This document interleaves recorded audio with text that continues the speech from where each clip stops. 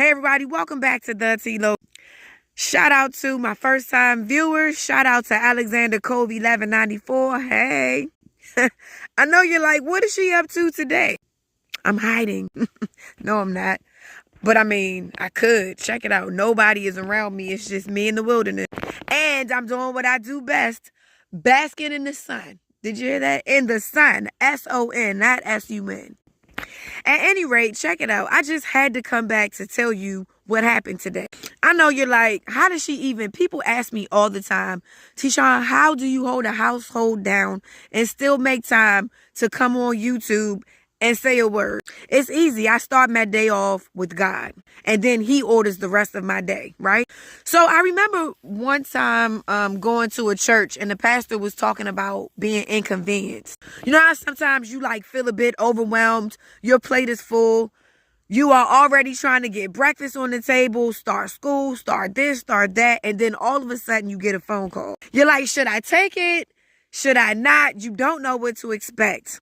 So you know what? You missed a phone call, but the Holy Spirit says, call back. Well, that's what happened to me today. I called back and someone was very upset. They were crying. They were perplexed.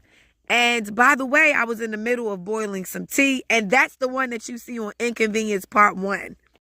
I was boiling tea, but I had to take this phone call. I had to like push through whatever the person was going through, because that's what we're supposed to do, guys. We're supposed to sow into each other, encourage each other. That's what it's about. And so I took the call. I ended up praying for the person and singing for the person. And I felt like David, because when Saul was perplexed, that's what he did. He sang for David. David sang for Saul. He played for Saul until Saul got out of his ruts.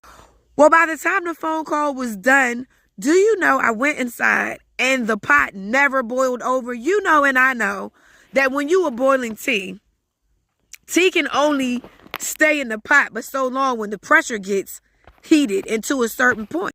And that's the picture that I showed you in Part 1, how it stayed right there and it never boiled over. And even God in his mercy, by me sowing into somebody else, even the mercy part of it was that he didn't even allow it to boil over. Like Paul Mooney said, I cannot make this stuff up, and I can't. So the next time you feel inconvenienced, the next time you feel like, should I really take this call, or should I really do this? Should I really go out of my way to do this for this person?